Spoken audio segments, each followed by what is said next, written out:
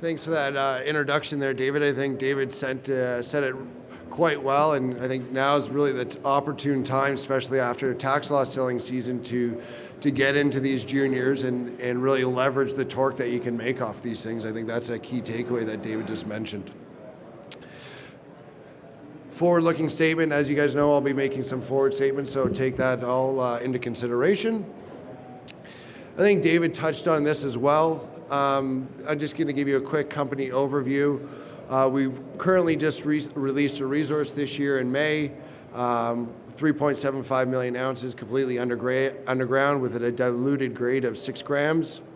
Very robust resource, and we're going to continue to grow it this year and the years to come.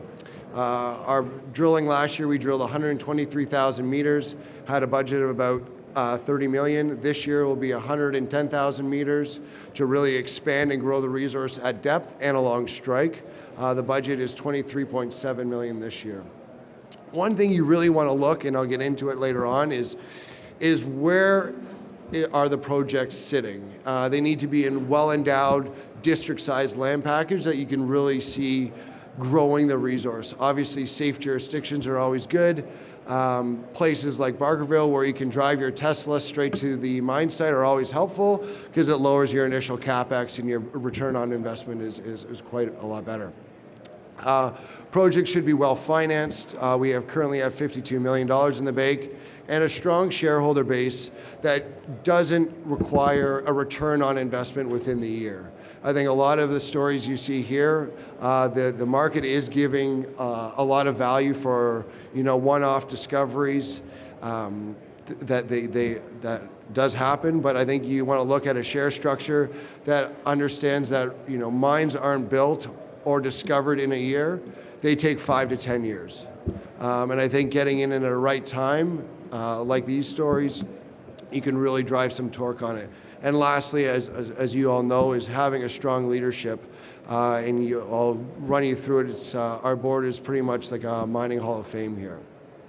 What you're going to see from us this year in 2019, always advancing our greenfields pipeline, so expanding the district and showing the true upside of this. The area that you see there is basically 16 kilometers of our 67-kilometer mineralized trend. The red is all grab samples from rock. The current resource is only in the green area. So you can see really how you can grow this thing quite quickly by stepping out of the main zone.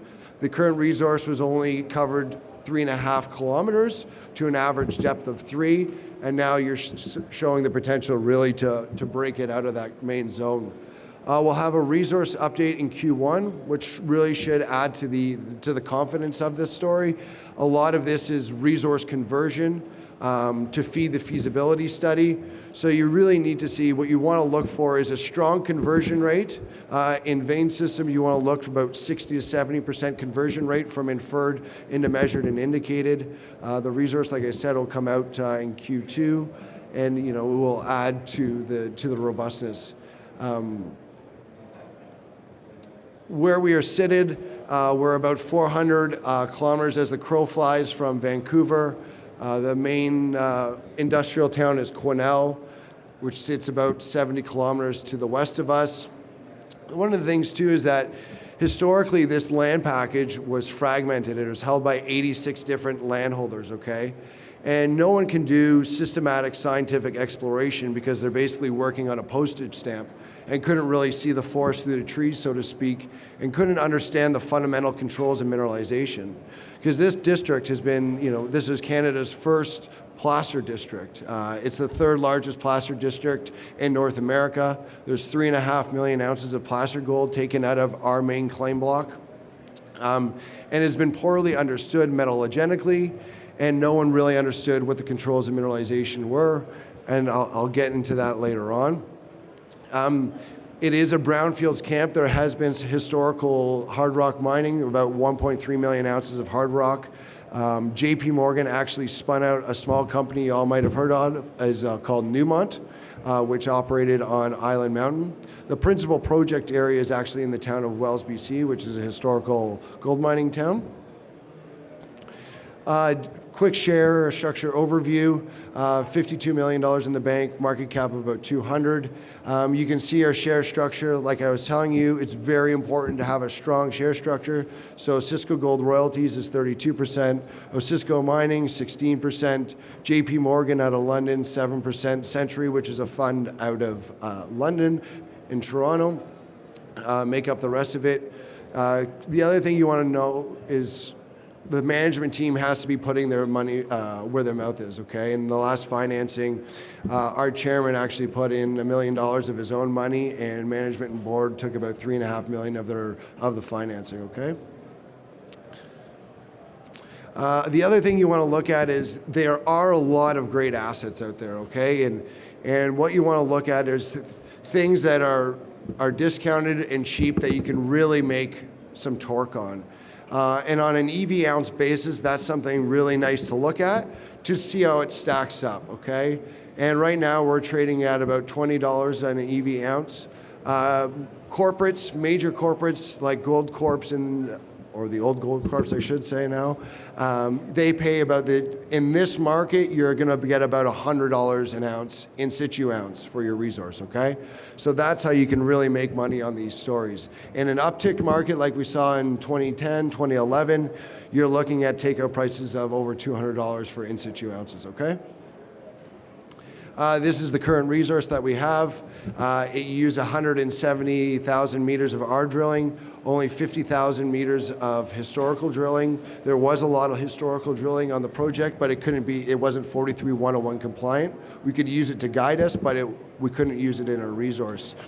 On a cost per discoverable ounce basis, which is another really metric to look at, we're sitting at about $25 an ounce, okay? The resource, I want to let you guys know, is only calculated, like I said, over that 3.5 kilometers and to a depth of about 300 meters, okay? I won't bore you with geology, although I'm a geologist, it tends to bore people sometimes. But what I want you guys to get is that these are mesothermal or orogenic veins. They're very different than epithermals because the grade variability within the ore chute is very homogeneous within orogenic systems. What we understood was that the main control of mineralization is basically where those undulating folds are. And where the rock cracks, the fluid migrates up the crack and forms veins, okay? And what we realize is that all the veins are located in the axis of the fold. So we can bulk mine these vein sets to make a vein corridor and suffer the dilution and use economies of scale to lower our operating costs and our all-in sustaining costs. So, historically they would mine half ounce, or an ounce per ton, but what we do is we take that and dilute it to about 6 grams, okay?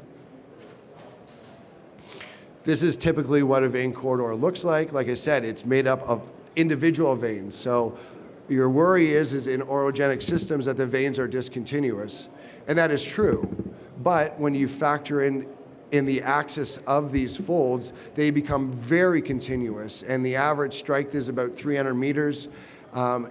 Depths are about to 800 meters now. So they are very mineable, okay? That's the real thing to note, and they're quite continuous within each ore chute. This is the important slide for you all to know, like I mentioned to you previously. This next phase of drilling that we'll be doing this year, which is a very exciting year, is really expanding outside of the main zone from Mosquito Creek, Shaft, and Cow out to Willow Creek and Williams Creek, and then drilling this thing down to about 600, 650 meters. So you can easily double this resource for minimal risk, okay? Because they're very, very predictable vein sets. We did some test mining, so we've already worked through the economics. We understand the ground control, the dilution, the recoveries. So that's what's going to really feed the robustness of the feasibility study, because we've already went through an actual test mining scenario and ran 120,000 tons through our mill. So the project has been substantially de-risked. And lastly, you want a strong management team. Everyone, I think, here know who Sean Ruzin is. He was the founder of Osisko One. You know, he bought a project, Malartic, for $88,888 and sold it for $4.2 billion, okay? Anthony McCooch, all of you know, is the president and CEO of Kirkland Lake. John Brzezinski was one of the founders of Osisko One and is now the president and CEO of Osisko Mining. Chris Loader is one of the best explorationists. He's our president and CEO. Has over 28 million ounces of greenfields discovery. Tom Obradovich was one of the founders of Aurelian, which is Forte del Norte, Young Davidson, and Dalradian. Andre St. Germain is with Integra. Morris Pachitney is with Northfield Capital. And John Kukovich and John Sabine are lawyers. Thank you very much for your time.